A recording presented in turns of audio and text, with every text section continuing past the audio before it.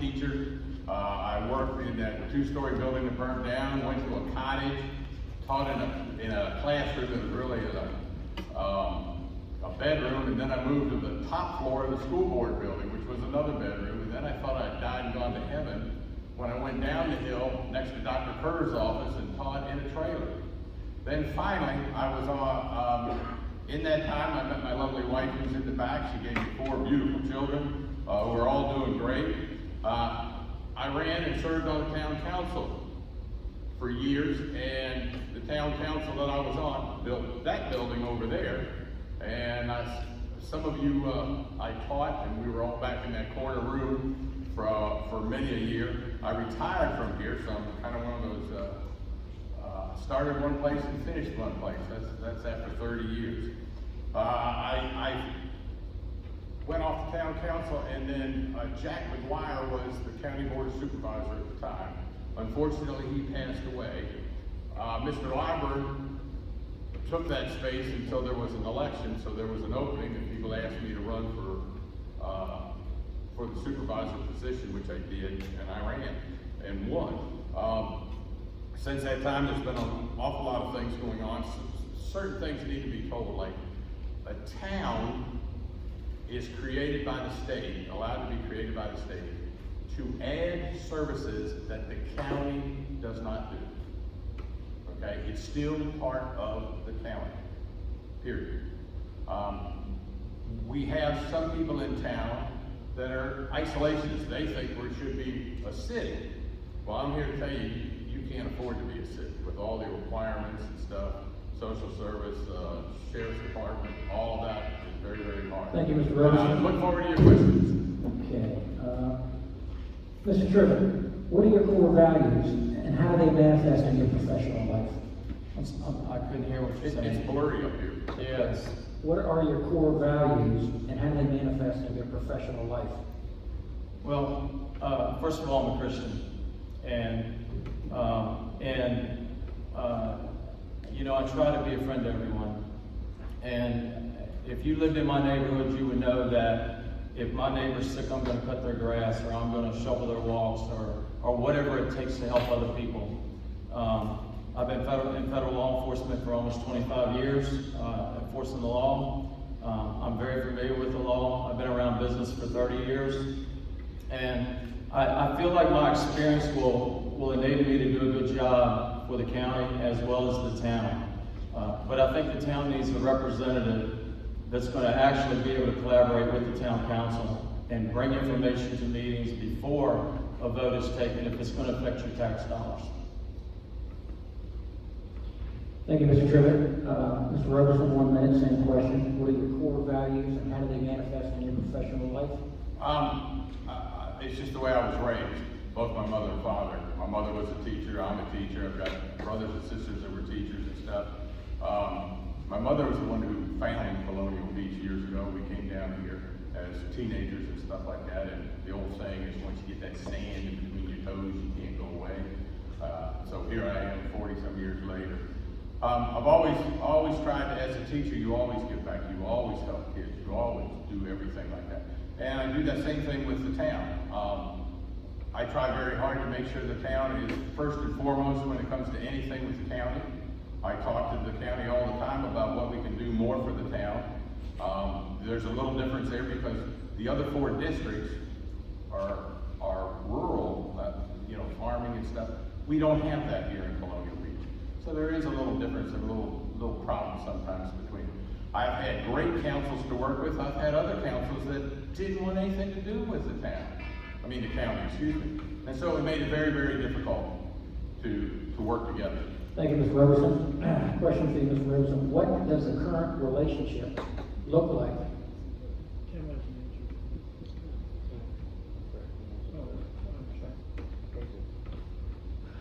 What does the current relationship look like between the town and county, and what would you do to better it?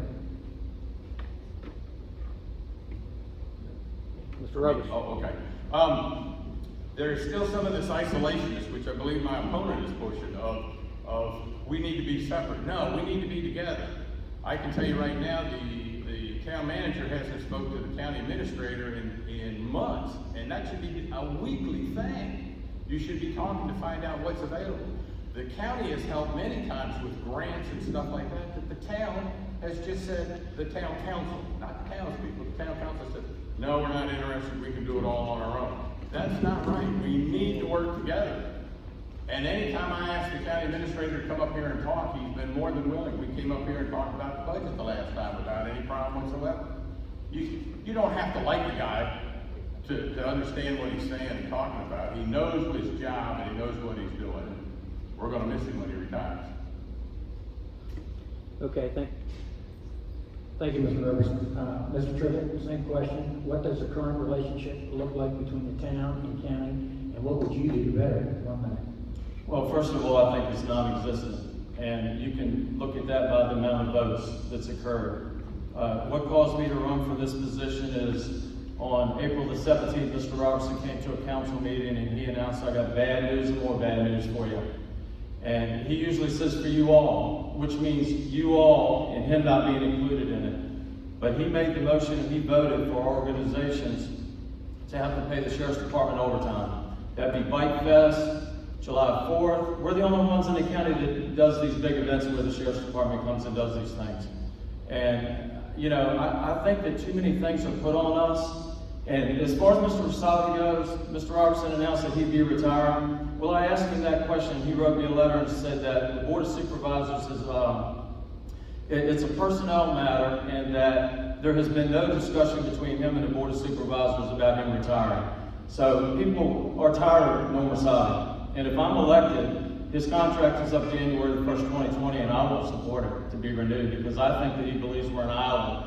And he doesn't care about us other than our money. You're not an island, and what happened was Mr. Robertson. like, I can't respond to that one? Well, that's fine. Mr. Trivett, would you, as supervisor, proactively engage the town leadership weekly so that you can represent the town effectively? We can't hear you very well. Yeah, it's, you said weekly? Just here, hold the mic here and shout it. All right. I'm sorry. Would you, as supervisor, proactively engage the town leadership weekly so that you can represent the town effectively? Absolutely. And how long do I have to answer that question? 2 minutes. Oh, absolutely. I mean, things are happening down the county and votes are being taken where the town has no knowledge of it. An example would be when they decided they were going to charge for vouchers for the landfill. Mr. Robertson came and announced how it was going to go into effect July the 1st. Nobody knew anything about it. Those of you who were at the council meeting asked several questions about why are we paying the treasurer down there for vouchers? Why not do something different? Why don't we know anything about this? The mayor even asked, you know, we're not happy with this decision. Will you take a letter to the county? And Mr. Robertson said, it would be better coming from you rather than me. That was his answer to that question. And there is no relationship right now between the town and the county. And it absolutely is imperative that we have that relationship. The townspeople need to know what's going on before a vote occurs in the county, so they know how their dollars are being spent. And the county is charging us for anything and everything they can charge us above the 65 cents we pay them already for taxes. So I just think that there has to be a better relationship, and I'm willing to meet with the town council daily if that's what they want, or the town manager, because I think it's imperative that that occur. Thank you, Mr. Trivett. Mr. Robertson, same question. Okay, thank you. I agree that there needs to be more representation, back and forth conversation and stuff, but I'm getting a negative feed from some of the council. They really don't want to, like, I've been told, why don't you stay at a meeting, because it's been kind of hinted to me that I don't need to be there and they don't want my input. That's terrible. As far as this, the festival and stuff, that plan worked because the Board of Supervisors was going to put that into effect. The sheriff people came over and said, we need more money for events, knowing it was Colonial Beach. And Colonial Beach was draining our overtime money, is what the sheriff's department said. So they came up with this, well, we'll just charge. I knew that was going to pass. So first thing I did was get a stall tactic going. They were going to do it July 1. I said, let's wait till January till all the events are over with, which they went for.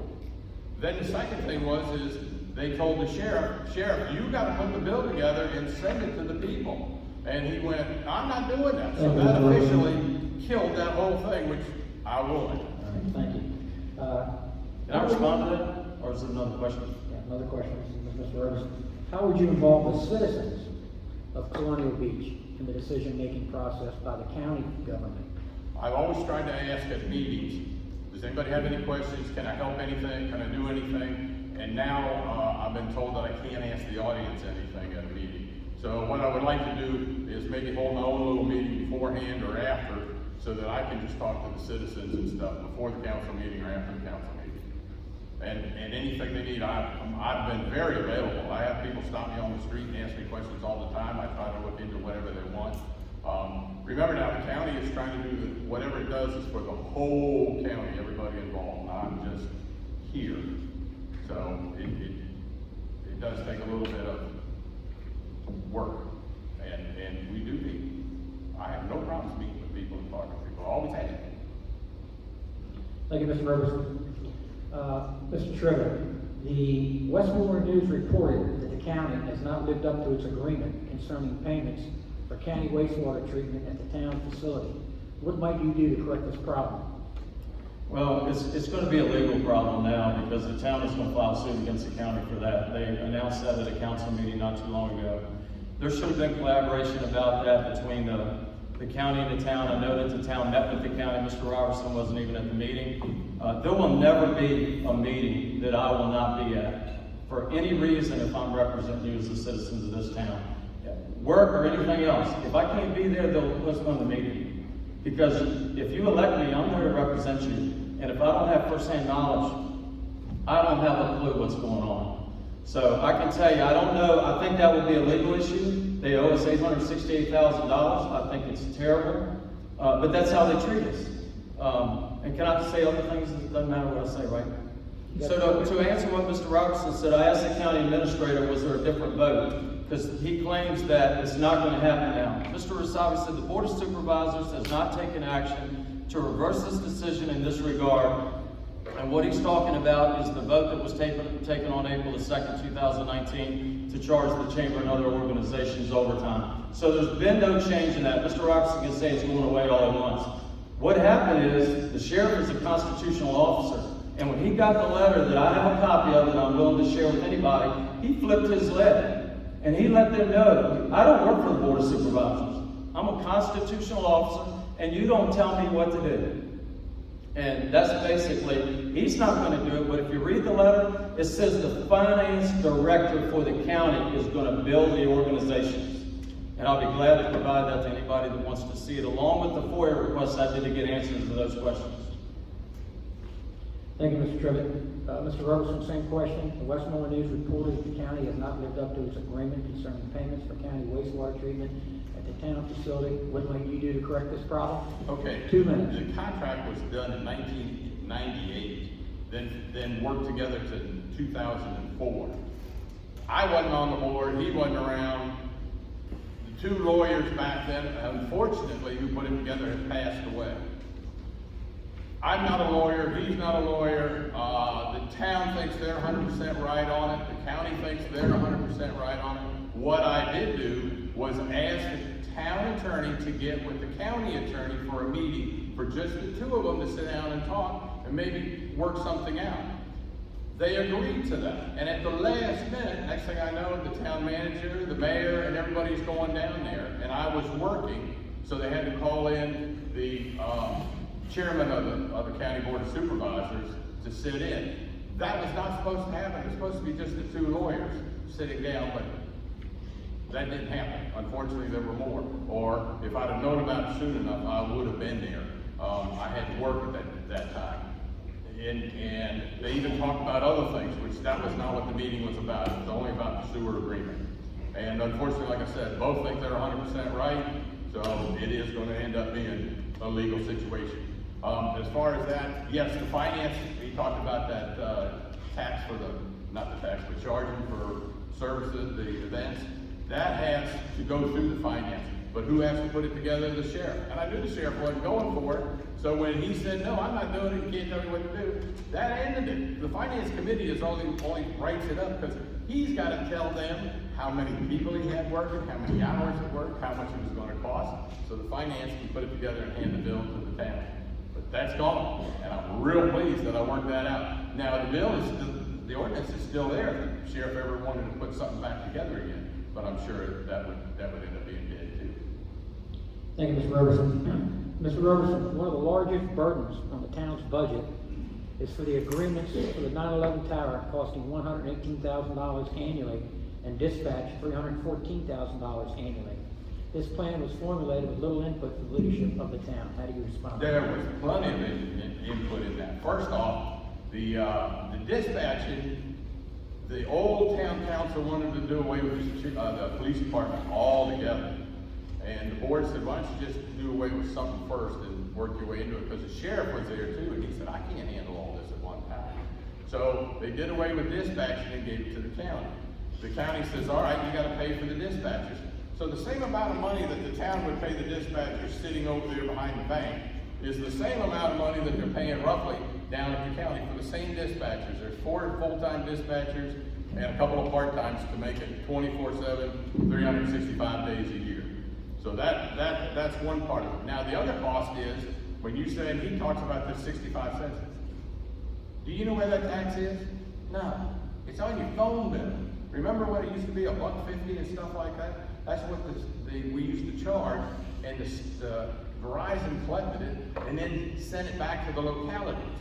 All right, when the dispatch and everything went to the county, the town was still getting its share. And the state says, you can't get your share. You've got to give that back to the county now because they're doing it and you're not. And the town said, no, we're not doing it. So that's when the state and the county set this big agreement up that has been signed several times along the line so that the dispatching and all of that is covered. The money for the tower and stuff is the town's share. $200-some thousand is what the town's audit says is from the money received from the state Verizon. It's just being brought in from Verizon in the state and then shipped back over to the town, to the county. The town could say, we don't want that anymore, give it to the county, and that would be the end of all that. But the town says no, they want the money for some reason. Thank you, Mr. Roberson. Mr. Tripp, same question. First of all, that is a 10-year grant or loan bond that the county got for those towers. There's 6 towers in this county for emergency services, repeater towers. Mr. Robertson said at the forum that we've got to do for one what we do for everybody. Well, I can tell you something. We're going to pay over $1 million for that tower in the agreement that says it belongs to the county out there at that landfill. It's a 10-year contract that with interest is almost $7 million. We are the only one in the county that's going to pay for that. This year it is $118,634. And I think it's a crime that we have to pay for something when it comes to public safety, above what we're paying in taxes. But Ken Sale's not paying it. Montrose is not paying it. None of the other 4 districts are paying anything for those towers. And also in the contract, Mr. Rasavi even wrote, if you don't pay us within 30 days of the time we send you a letter, we're cutting your service off. So he's going to cut emergency service off to first responders. That's kind of like pretty sad to even see something like that in the contract. Can I respond? I'm still talking, Mr. Robinson. Thank you, Mr. Tripp. Another question, Mr. Tripp. You have 2 minutes on this one. How would you keep the residents of Colonial Beach informed about items that are coming up for decision before the supervisor meetings which will affect them? Is that my question now? Mr. Tripp, you'll get a response. Okay, first of all, you know, the best avenue is to talk to your representatives of town council. And they have an avenue to tell you. If I'm elected, there is nobody in this town that can't have my cell phone number. And a lot of people have it already. And those of you that receive letters from me, you know you've already got it because I wrote it right on the top of it. I believe in being accessible. And even anybody that knows me on the school board for the last 11 years knows that they can call me, and if there's a problem, I do everything I can to resolve it. I pass it to the superintendent, I make sure the issue's resolved. And that's what I think you gotta do. It's a little bit harder to call people and tell them, hey, this is what's going on. But if you go to a public meeting first, even the work session, and you let the town council know what's going on, then they have avenues where they can filter that information out, especially if it's gonna involve a vote that's gonna cost you tax dollars above and beyond your 65 cent, whatever your personal property is that you pay the county. Thank you, Mr. Tribbett. Mr. Roberson, 1 minute, some question? All right. First off, everybody in the county pays for those towers. It's on the phone bill. It's not what we're doing. The 20.3% that the town has to pay the county is because we're keeping that phone bill tax money.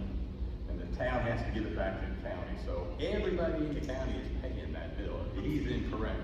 When you're inexperienced and don't understand, you come up with statements like that. That's a terrible thing, but that's it.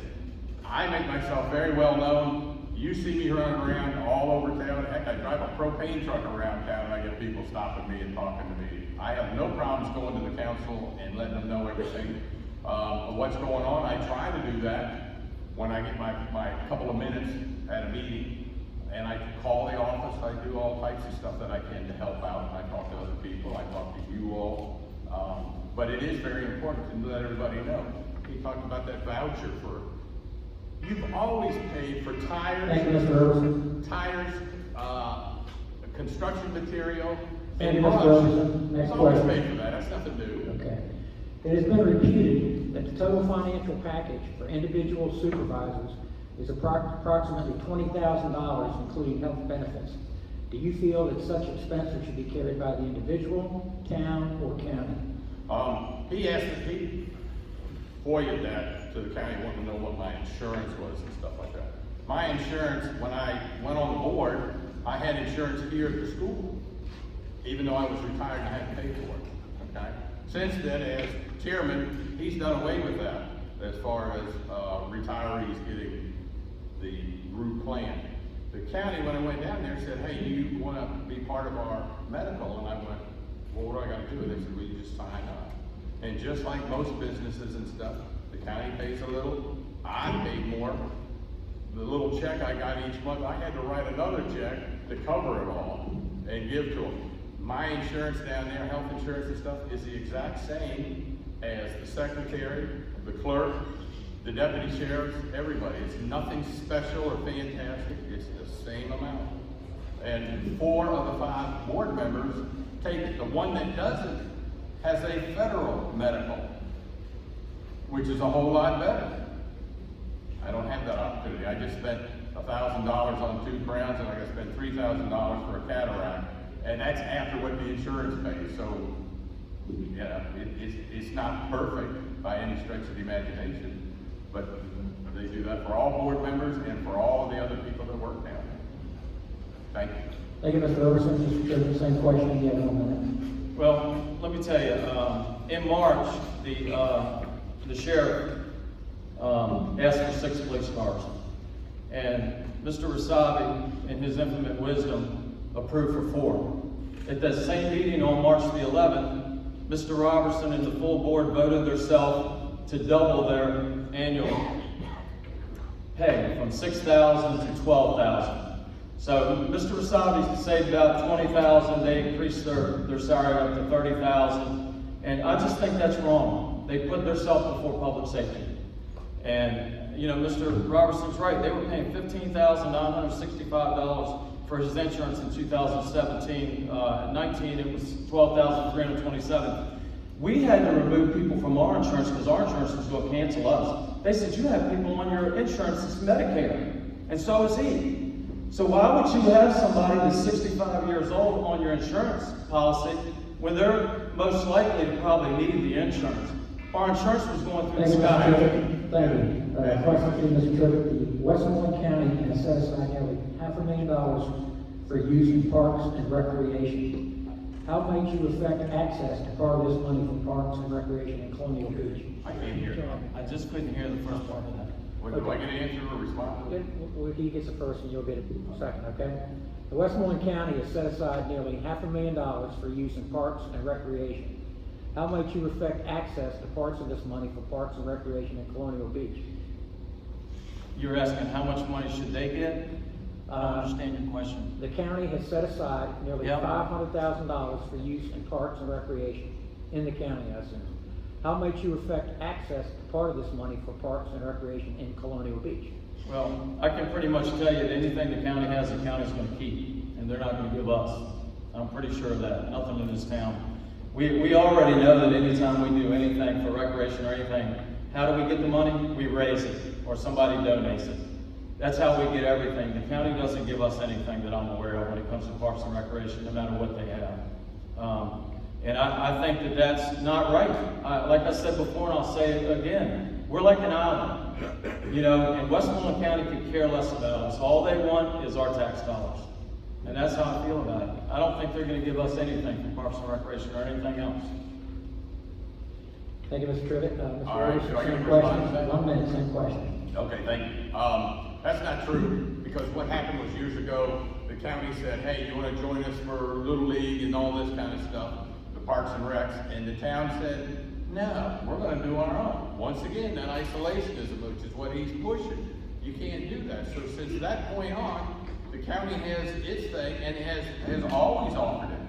My sons have played Little League and stuff, but the beach sometimes has their own little thing going. As he said, they raise their own money, they do their own thing. When they could do it with the county. They asked about the park over by the water tower when the baseball fields were there. And the town said, well, we gotta do it, and we gotta keep the concessions, and we gotta do all this other stuff. And the county said, okay, go ahead, do your own thing. So it's not that the county doesn't wanna help, the town sometimes doesn't wanna help itself, and that is some of the problems here. That the county would love to. All of my board members will tell you that the town of Colonial Beach could be the diamond of the whole county. If it wasn't so trying to be an isolationist. Thank you, Mr. Roberson. Question for you, Mr. Roberson, 2 minutes. Do you support a joint Westmoreland County and Colonial Beach no wake zone for all of Monroe Bay, and why? I can tell you about that. We had that meeting, and when I had the meeting with the town, the county, the Marine Police, and everybody was there, we had talked about it and what to do. The town wanted it to be 100% no wake. The county said no, not at all. I had offered a compromise. I said, look, because I knew the county didn't want it, the town did. I said, how about if we just move the no-wake zones for right now out a little further? A compromise. Let's try that.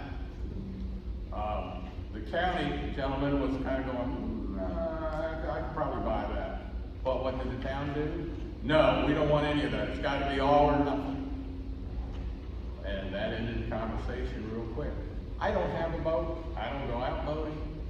I don't have a dog in the boat. Thank you, Mr. Roberson. Mr. Trivett, same question, 1 minute. So at the forum, Mr. Robertson said that he put a meeting together and that nobody showed up when this statement was brought up about the no-wake zone. But I can tell you, on May the 16th, 2018, there was a meeting, and it was at the Board of Supervisors down in Westmoreland County. And there was 31 people that showed up. And the majority of those 31 people opposed it. Mr. Scheer brought a petition signed by 45 people that opposed it.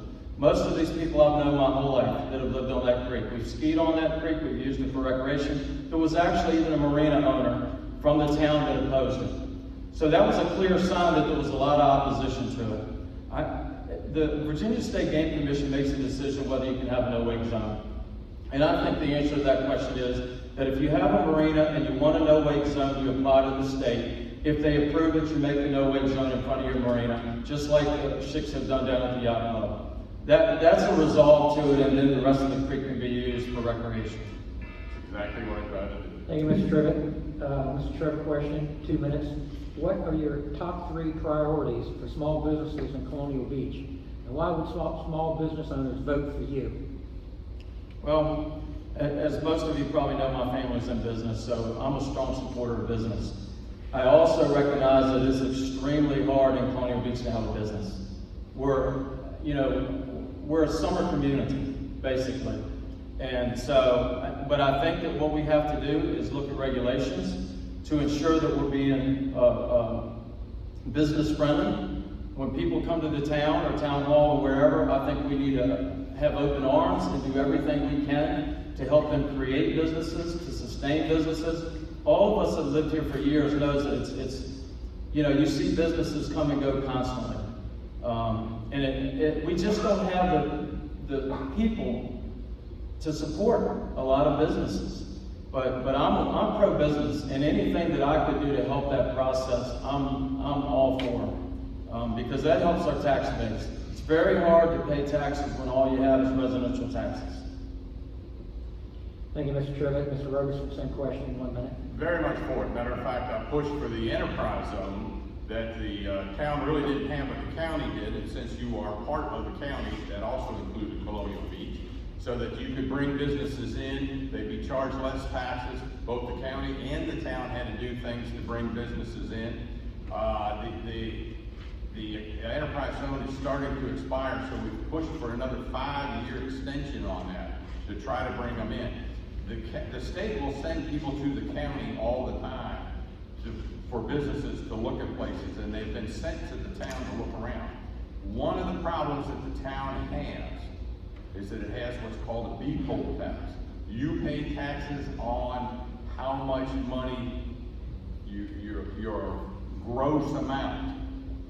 And when you do that, that shakes a lot of people and scares them off. If you had it so that it was only on your net, you could get a whole lot more. The problem with that is the town uses that money. So now you gotta find another way to generate Thank you, that kind Mr. of Roberson. Thank you. Mr. Roberson, question in 2 minutes. Do you think the county is doing enough to promote tourism in Westmoreland County and Colonial Beach? There was talk about hiring a tourism person. You see out front, outside of Colonial Beach, the new James Monroe house that's going in. There's a center. That's to help bring in tourism. And we usually rely on the regional planning area that brings in the tourism and stuff down in Warsaw. But could we do more? Yes. There's no doubt about it. Like I told you before, this could be the center. Colonial Beach could be the center of tourism and the whole county done forever. Thank you, Mr. Roberson. Mr. Tripp, same question, 1 minute.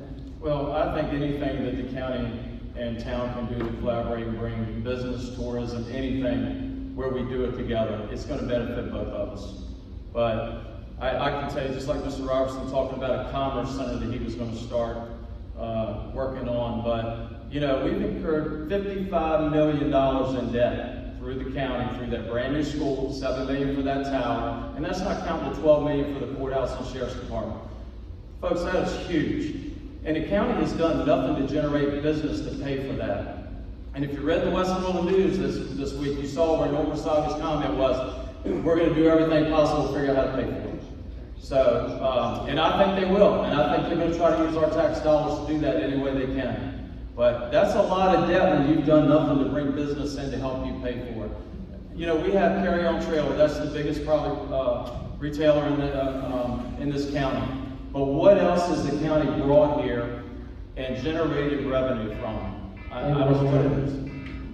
Okay, Mr. Tripp, 2-minute question. Do you support or oppose any initiative which would transfer state road construction and maintenance to the county? Which would, I'm sorry, you said what support transferring it to the county? Do you support or oppose any initiative which would transfer state road construction and maintenance to the counties?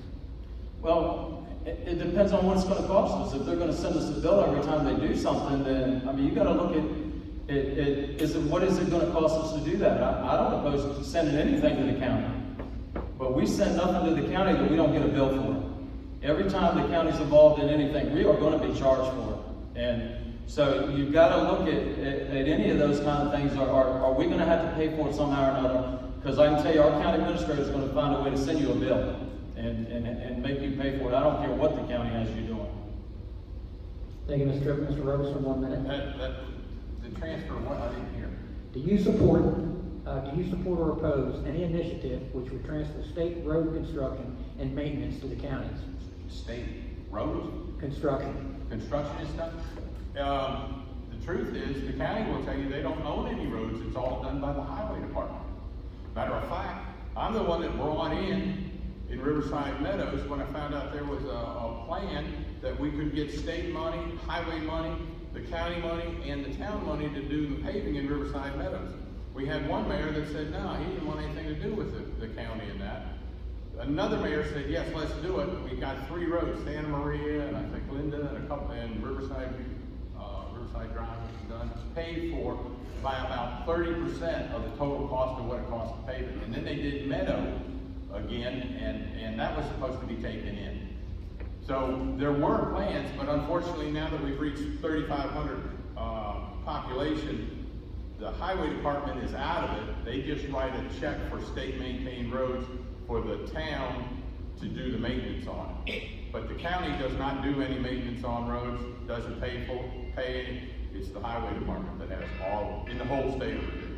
Thank you, Mr. Robeson. Mr. Robeson, question, 2 minutes. Would you consider using county taxes to finance, build, and operate open access broadband networks in partnership with commercial internet service providers? Oh, by all means, we've been working on that. The county's trying to, because we still have places at the lower end of the county that don't have broadband internet or anything. I know one gentleman who lives on Route 3. He has the cable company, the telephone company, everything going right past his house, and he can't get internet because they won't splice into it or anything. So yes, we have pushed very hard for broadband in areas and look for grants and that to yes, include everybody in that. That would be an excellent thing, and we're still working on it. Thank you, Mr. Robeson. Mr. Tribbett, same question in 1 minute. Well, I've read nothing and seen nothing where the county's pushing for anything to do with that. I've read and seen a lot where Rob Whitman is. King George, Westmoreland, where he's trying to figure out how to bring it here. I mean, obviously, we're in a world of technology, and it's just sad that that's not everywhere. But I think it actually depends on where you live at and how many people that it affects. And if there's only a couple of people in a little pocket, nobody, even these broadband organizations aren't going to do anything to help you. And I think that's why it's been a push by our congressman to try to bring that to areas that are rural where it is not.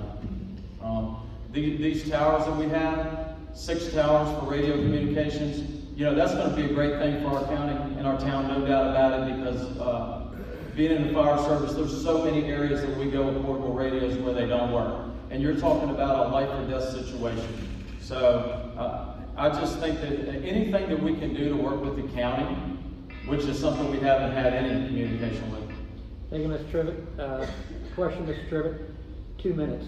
Do you support the county sheriff's department requiring body-worn cameras while on duty and allowing access of archived video data be made available to the public?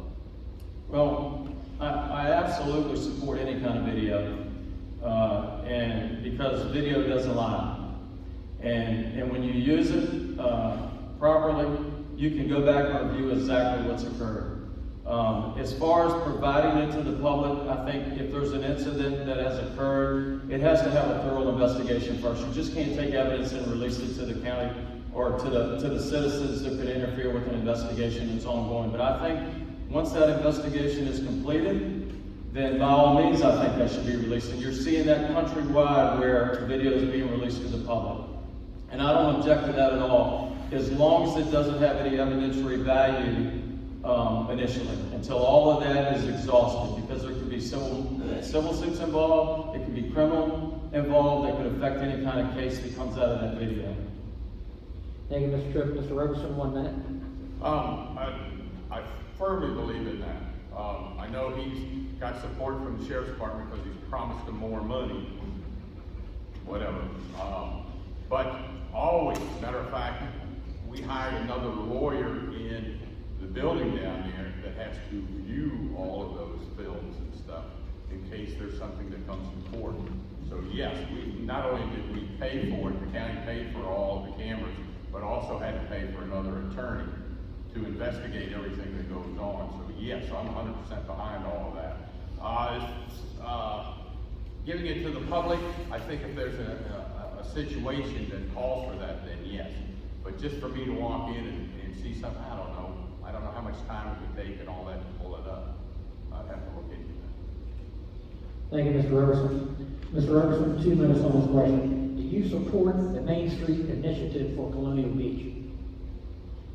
Anything that will, the grant money that brings in some money, which would help bring in tourism and people, yes. Now, I'm not gonna get into fight whether the statues are right or wrong or any of that kind of stuff, because I wasn't on that committee, I didn't make that decision. Council approved it, there it is, but anything that would help bring in tourism and attract people and businesses, by all means, I am 100% for it. Thank you, Mr. Robertson. Mr. Trivett, same question, 1 minute. I absolutely 100% support anything at all that's gonna beautify and make our town better. Thank you, Mr. Trivett. 2 minutes, next question. How would you support the Downtown Colonial Beach initiative for developing a designated historic district in Colonial Beach? How would I support that? Correct.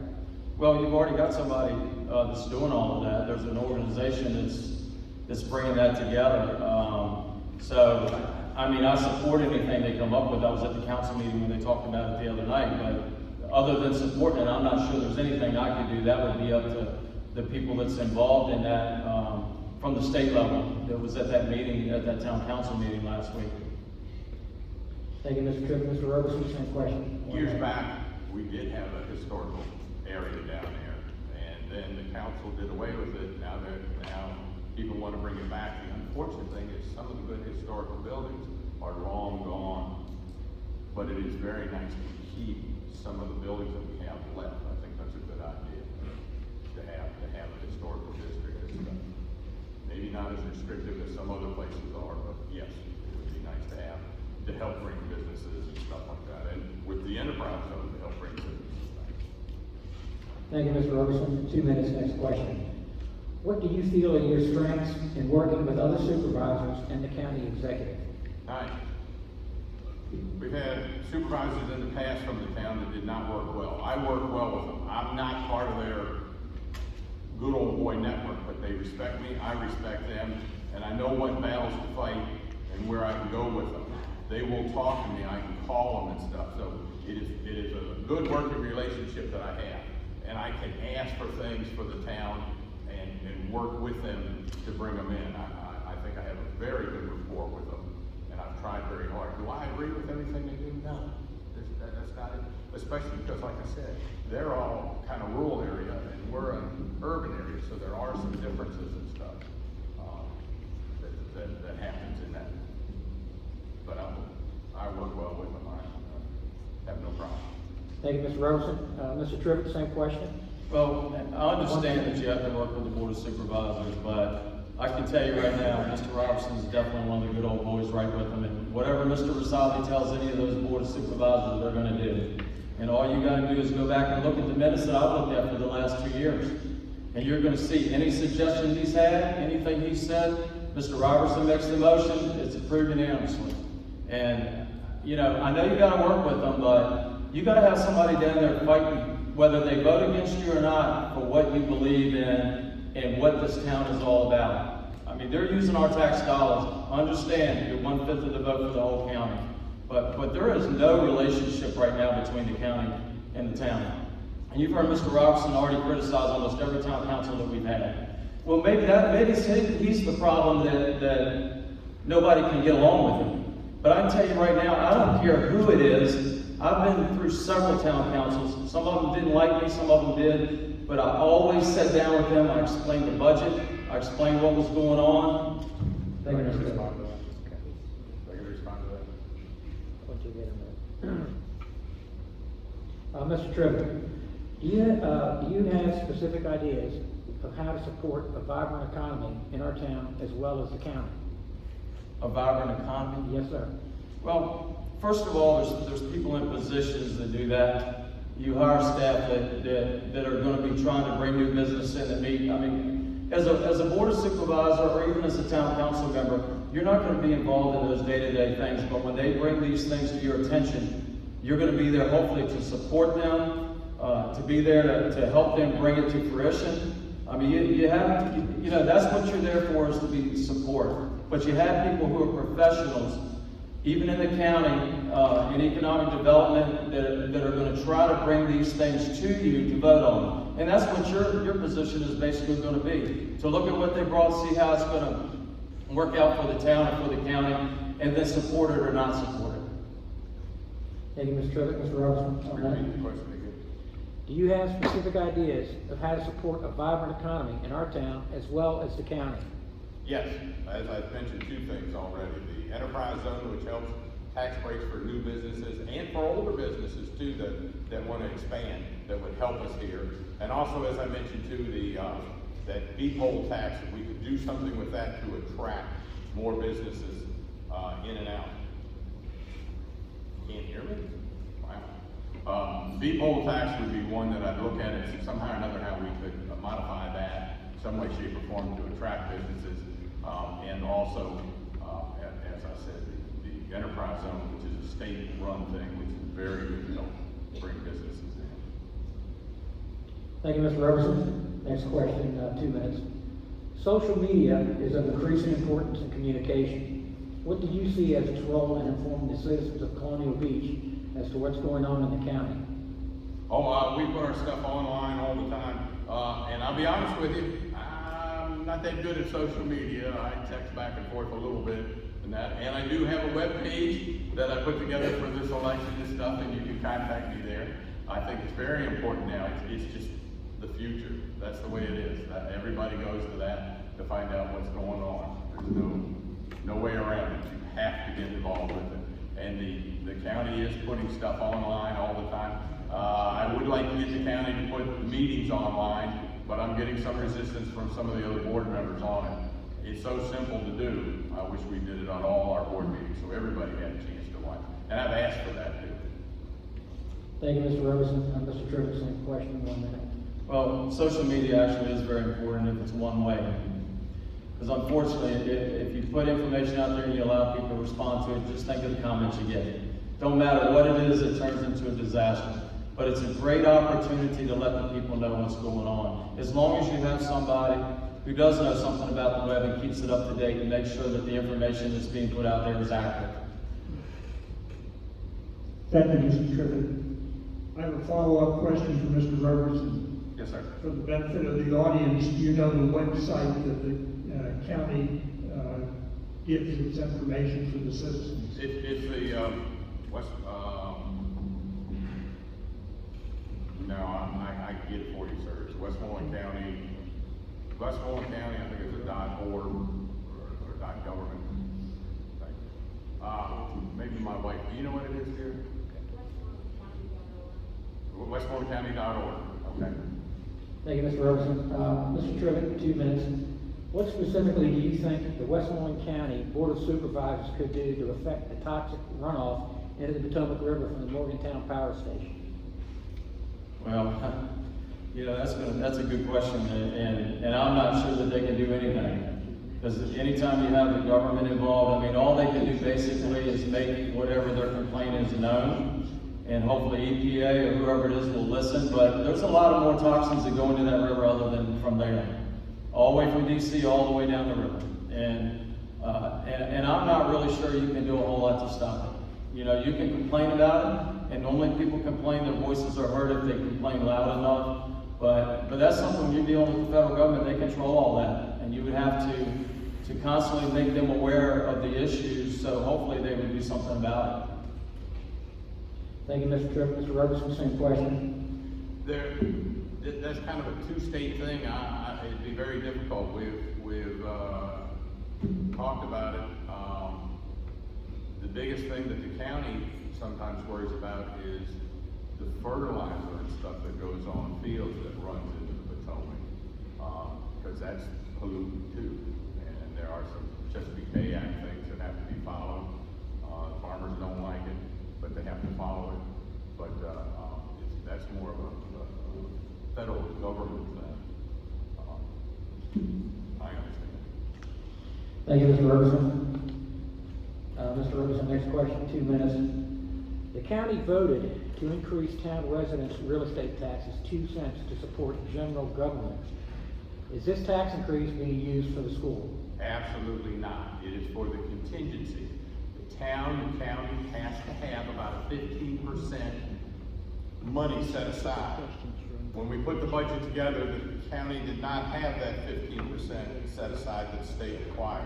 So that's why the 2-cent tax increase went in, to make sure that that was there. It will not go to the school. Matter of fact, it'll probably end up going to social services, which is a huge, huge part of the budget for the county. It even includes all the kids from this school system that it has to take care of in social service. And he likes to tell you about that 2 cents. I voted against it. I didn't think it was fair. So he can carry on about it, but I voted no. It's the best I can do is vote no, but my other board members outvoted me. That's the way it works. But that 2 cents will not go to the school. Matter of fact, the town doesn't pay for that school. It's the county. And if you don't believe me, you can look at your own, you can look at your tax bill and a county tax bill from somebody outside there, and you'll see their different rates. And that's why, because of the school system. Thank you, Mr. Robertson. Mr. Trivett, same question in 1 minute. So folks, I've heard that the county's gonna have to raise taxes as much as 12 cents to pay for that $48.5 million school. And you can believe, as well as I'm sitting here, that they are gonna find a way to circumvent the system and to go outside the funding agreement that they have with the town to figure out how to make them pay for it, because that would be 1/5 or 20% that they wouldn't have to pay for that school. So the contingency, they can move that money right to the general fund and pay for the school with it.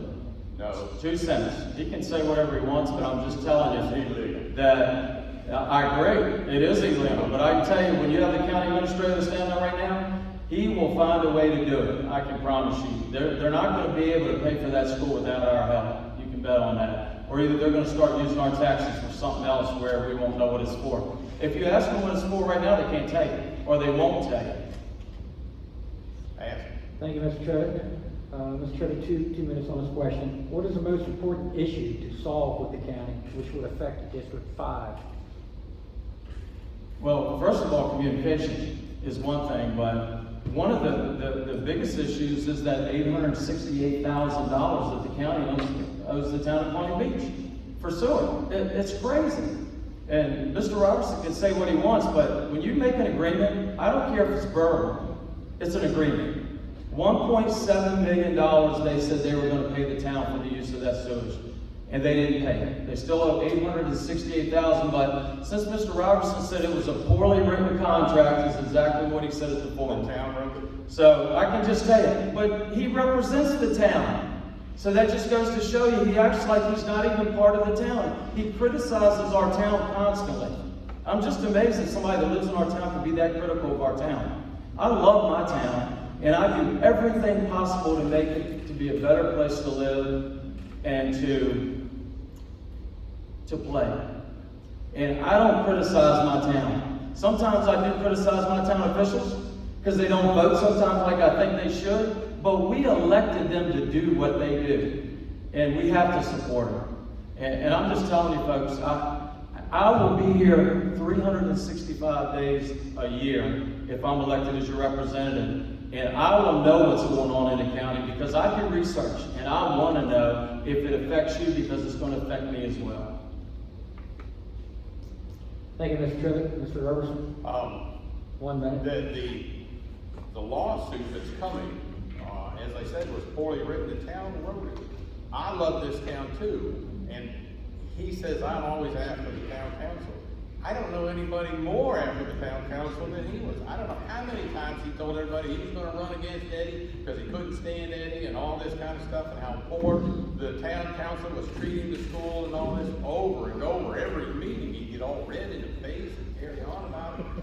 But as far as this lawsuit is, the county wanted to build their own sewer system, but the federal government said no, you'll attach to the town sewer system because the town was going broke, and you will help pay for that system that's out there, which is what the county's been doing. Like I said, I'm not supposed to get into a whole lot of it, but like I said, the county thinks they're fine and 100% in the right. The town thinks they're fine and 100% right. One of the clauses that I know about says that the thing is over the life of the loan, which is a 40-year loan, and that hadn't happened yet. Okay, thank you, Mr. Robertson. Now I've got some questions that are directed at both of you individually.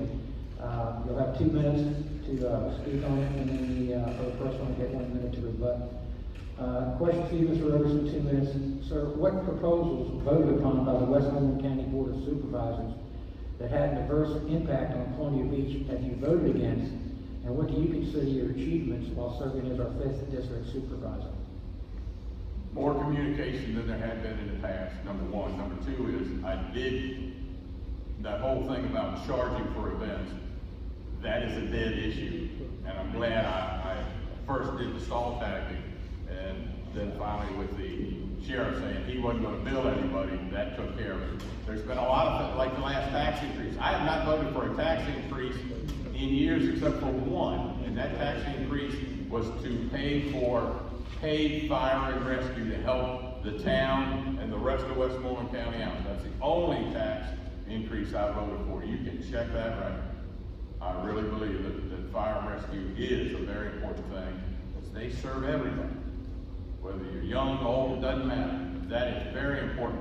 Our poor volunteers have been worked to death, and they're falling behind, so yes, we're going to all pay. And pretty soon, as I've told people, we'll end up doing probably paid volunteer, because volunteer fire departments in the county, some of those are getting kind of lean. So it's gonna be more money for all of us. Just check with King George, how much that costs to put all those paid people in place. Thank you, Mr. Robertson. Mr. Trivett, 1 minute to rebut. Could you ask the question one more time, Mike? This question was asked of Mr. Robertson.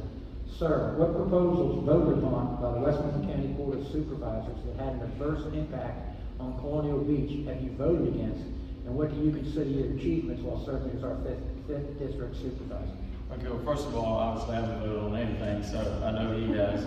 But I'll tell you, folks, every time a rescue squad picks you up, you get charged as much as $1,500.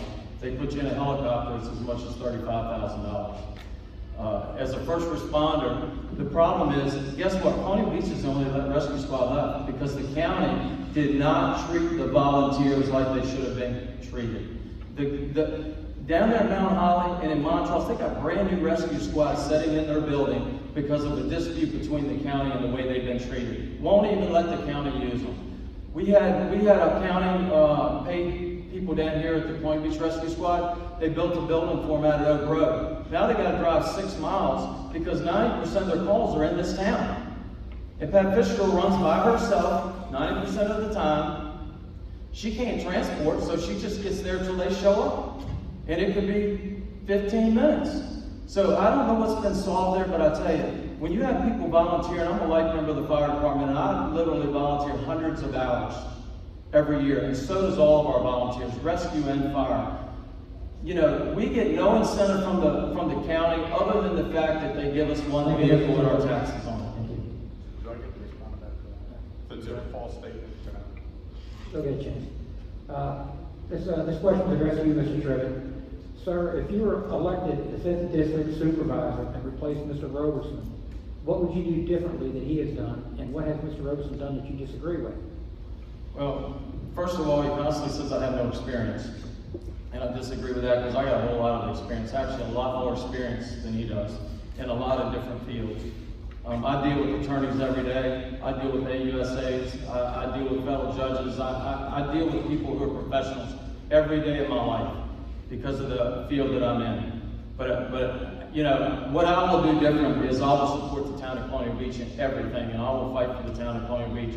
You know, these votes, when Mr. Robertson says he voted for something to stall, that's the craziest thing I've ever heard of in my life. Because once you've made a motion and it's unanimous, you are not going to get the County Board of Supervisors to turn that vote around. It's a vote. If that was going to happen, Mr. Robertson's been like 7 or 8 months now, it's back in April.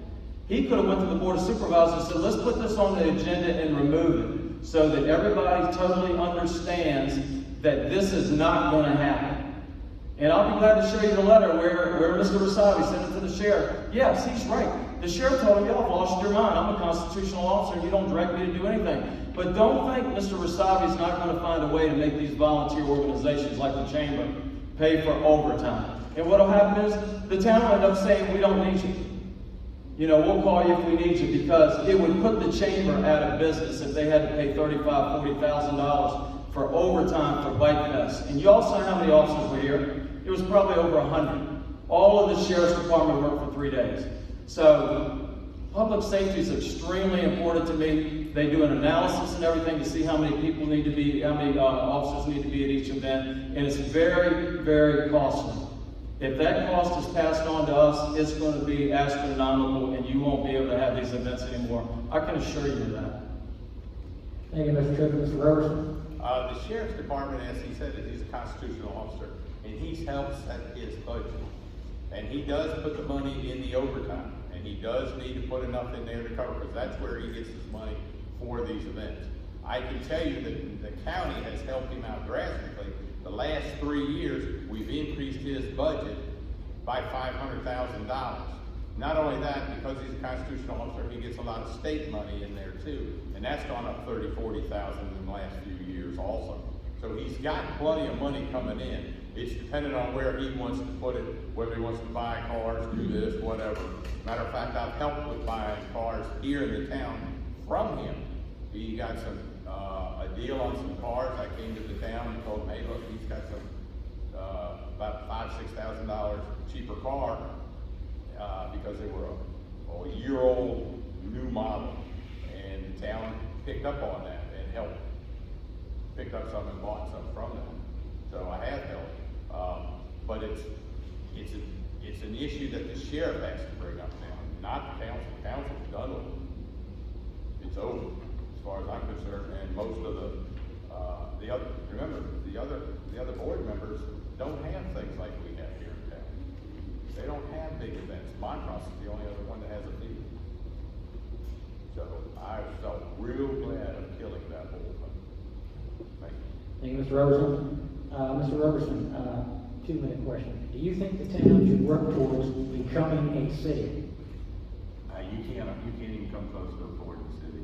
You have places now in Virginia that you have to have 5,000 people to be a city.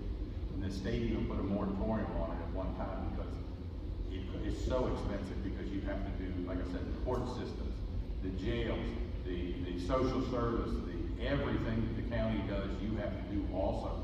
And it is extremely, extremely expensive.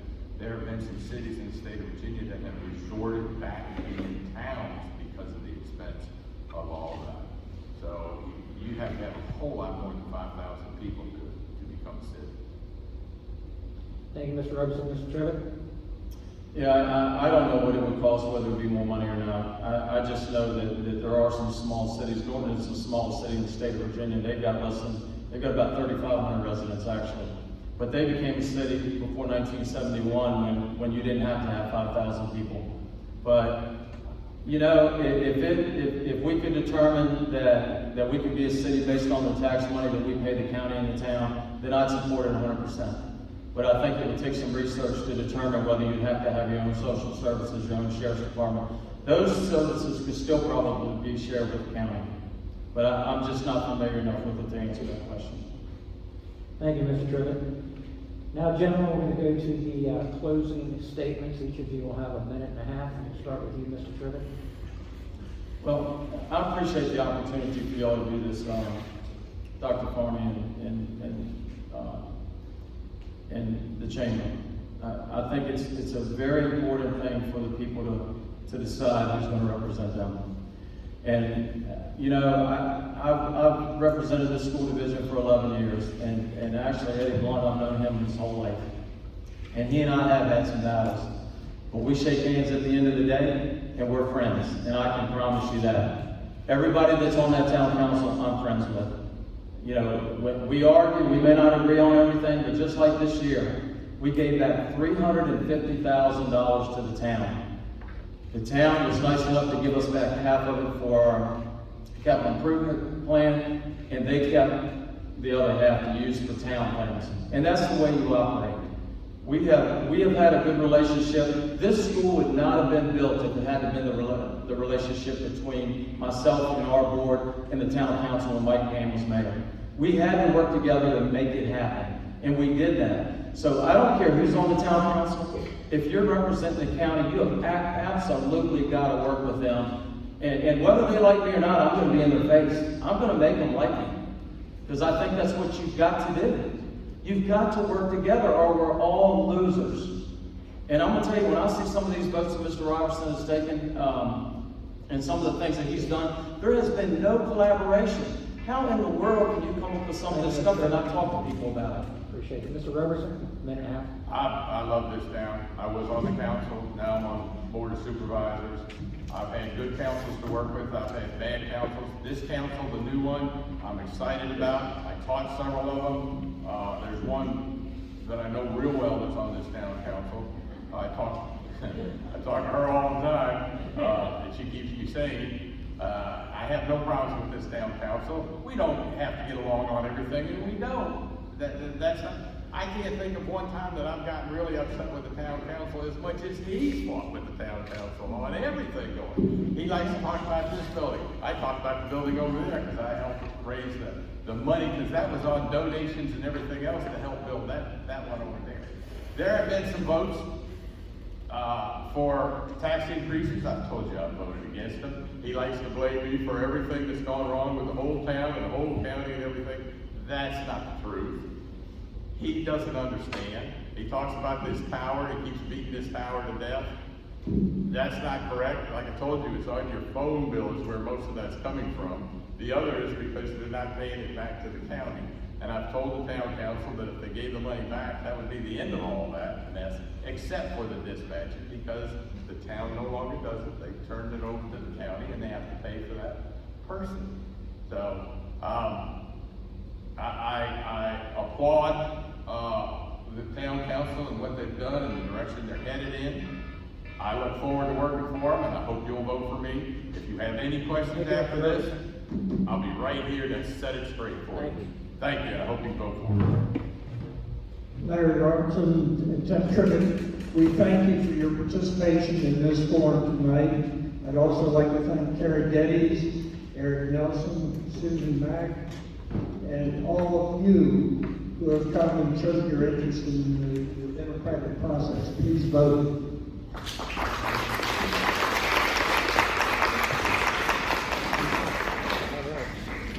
Come on up and ask me questions. I'll be more than happy to answer. So the vote,